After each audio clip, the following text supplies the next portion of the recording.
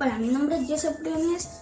Hoy vamos a preparar unas ricas pantrucas que se necesita masa, harina y sal y agua.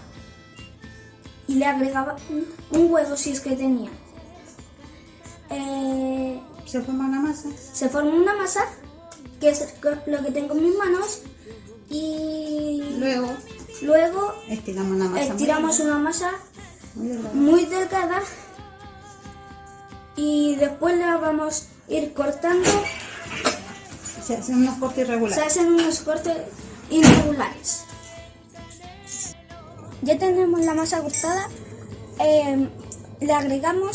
Se la agregamos a un caldo que necesita pollo vacuno. Es un caldo de pollo, verduras o vacuno. O vacuno, ya. Entonces vamos a agregar la masa al caldo. Con cuidado. Agrégala con cuidadito, yo lo revuelvo para que no se pegue. Con cuidado, échala. Trata de que no sea tan junto, para que no se pegue. Con cuidado, no te vas a quemar.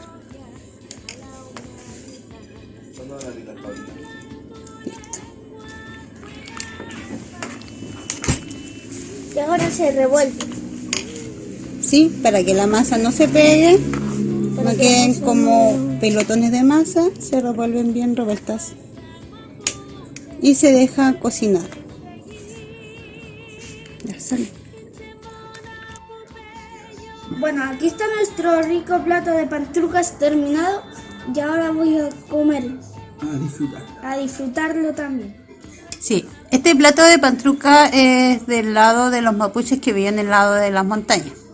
Nosotros estamos más acostumbrados a ver las preparaciones de los platos típicos de los mapuches de la costa. Pero este era un plato muy típico de ese tiempo, y así que a disfrutar de ello.